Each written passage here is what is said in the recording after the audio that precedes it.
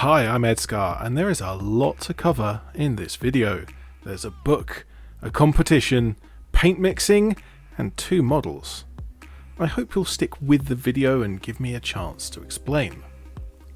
Usually a story starts at the beginning, but what happens when there's 2 beginnings that converge? Well, I guess I'll introduce one and then I'll introduce the other. So one of the beginnings is, as I've been nattering on about for the last few months, the Gaunt's Ghosts series by Dan Abnett. The books obviously focus on the Tanith First and Only themselves, but as Abnett wrote his story in a separated area of the lore, he had the opportunity to come up with other Guard regiments that would fight alongside the Tanith.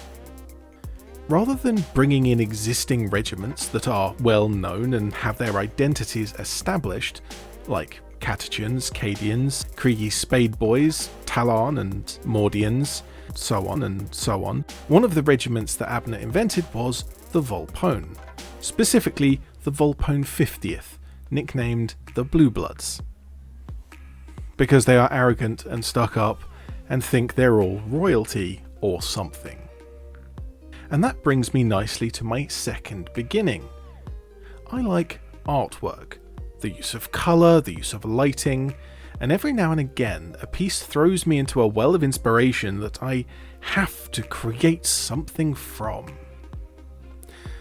Not long ago I found this image of Anna Kurth drawn by Anna Lakisova, and I really had to make a model from it. I found myself an appropriate model and spent quite some time slaving over my wet palette, mixing the right tones for each of the parts of the model for my version, hoping to match the artwork as closely as I could. Now, I'm not that good at mixing paints or getting the right highlights, but I ended up with a model that I really loved. Where these 2 beginnings converge is the recent advertising campaign from Games Workshop where they announced some upcoming products. Most notably for me is the new Gaunt's Ghosts character models, and I was quite excited about those, as you would expect. However, I've learned to not be too focused, particularly when it comes to GW. Usually there is some sting, and there is here. But rather than dwell on that, there is another positive.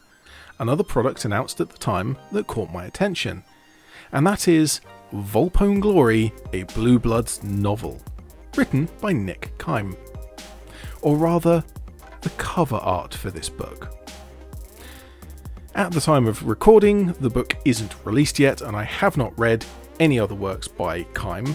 I will most likely be getting this book, but that's for the future, and so expect some kind of review or something possibly when that comes out. My focus, however, is on the cover art, and as with Anna's Anna before, I had to paint up a model to match the cover of this book. Well, now I introduce a third beginning, or at this point it's just a third thread in a wild ball of threads, a light cone centered on a single model. There was, on another channel, Eons of Battle, a painting competition. Usually not my thing, as I don't have a hope of winning anything approaching a painting competition. However, the competition is limited to painting an easy build Cadian, or an equivalent standard lasgun armed Cadian. Given my recent work with the Sabbath Worlds Crusade, I have quite a few Cadian bits, and the specific want to paint a Cadian to match the cover of that book.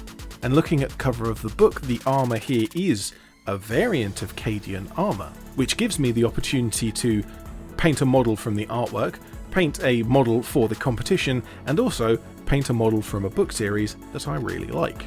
Well, my challenge is set out, and here is the model. At last, halfway into the video, I can finally paint it. But before I actually put any paint on the model, I have to mix up my paints. One of the requirements of EOB's competition is to use a maximum of 8 paints, including black and white. With 6 paints to choose, that limits my choices and forcing me into mixing, and I would have done some amount of mixing, but with a wider starting selection. Straight away I realised that I would be using black and white for the shadows and highlights. However, using black and white also desaturates any paint that they're mixed with, so I have to use the most saturated purple and blue that I have. For my mid-tone, therefore, I have to mix both black and white, also known as grey, into these paints to bring the saturation to the right level, as well as to achieve the correct brightness. And you can see here I'm comparing directly to the artwork so that I have the best chance to mix the right colour. My other four choices are brown, a light Caucasian, silver and a gold. Belts, boots and pouches get the brown with white highlights. The skin gets brown with white highlights and then Caucasian skin tone for the final touches.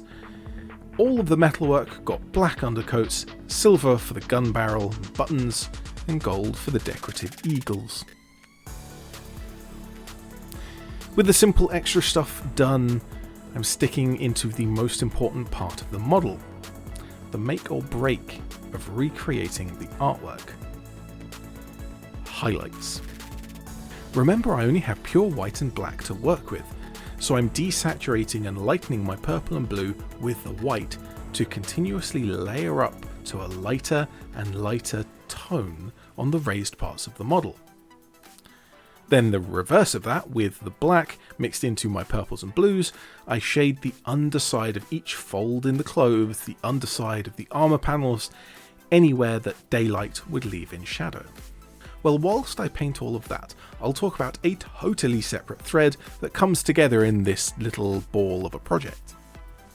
Throughout the Gaunt's Ghost series, the Volpone name is spelled Vector Oscar Lima, Papa Oscar November Echo, which most native English speakers would pronounce as Volpone, with the E silent, changing the O sound from Volpon to Volpone. Same as phone, bone, drone. And remember, with tea and scones, you eat a scone, and once you've eaten it, it's gone. Well, this is argued by some that due to a linguistical oddity in the 40k universe, it should actually be pronounced Volpone, where the E is pronounced as a separate syllable. I've even heard that Abnett has confirmed this, but I haven't found that myself. Be it in an article or a video, some interview somewhere, I'd love to have the confirmation, if it exists. As you have probably noticed from my previous video on my little pun model in the form of one of Gaunt's ghosts, taken very literally, I do quite like a pun. And well, if it's supposed to be pronounced Volpone, I'm going to paint a Volpone. So here we are, our lives have come to this, I'm painting a toy for a pun. I highly recommend that every mini painter at some point paints a toy. Very commonly they have big, smooth, open areas that are great for practicing all sorts of techniques that you might not manage in the tiny details that exist on most wargaming models. Try wet blending or glazing over these types of open surfaces. Try stippling to make textures. In my case, I'm making tiny stripes of paint to try and bringing the impression of fur. And you know how hard it is to paint eyes on a 28mm model? Well, how about these eyes? They're great to paint. I can paint iris and pupil with plenty of space, rather than a little black dot on a white stripe. Well, there we go. My Volpone and my Volpone are painted, and the Volpone is submitted into the competition. One stipulation of the competition was that I could not submit as a video, so I wrote out a little bit about the process with my pictures. And to ensure there was no coercion of the judges by this video is uploaded after the competition results are announced. So that means unfortunately you can't enter, sorry, or vote for me, not that using a public platform to ask for votes is valid in the slightest. It's a painting competition, not a popularity contest. Not that I'd win either of those. But I'm sure that Eons of Battle will be running other competitions on their Discord, so pop over and have a look. But with the competition over now, I don't have to maintain the model in its current configuration. I'm also no longer limited to the 6 paint choices that I made at the beginning. I wasn't able to quite get the strong highlights shown in the artwork. So I'm going back for one last round and I'm going to see if I can improve on it. My wet palette hasn't been able to maintain this paint for nearly a month since I painted this model, so I'm starting from scratch, mixing up more of the black, white and purple to match as close to the original highlight as I can, but this time adding in more grey, or rather less purple. Even though I'm now not confined by my paint choices, I still actually used the same paints that I'd chosen before. Sort of tunnel vision, I guess. But when I look closely at the cover art that I'm copying, I realise that the highlights aren't some saturated bright purple, which is how I'd usually paint. They are, instead, grey. It's a light grey, sure, but not actually all that bright.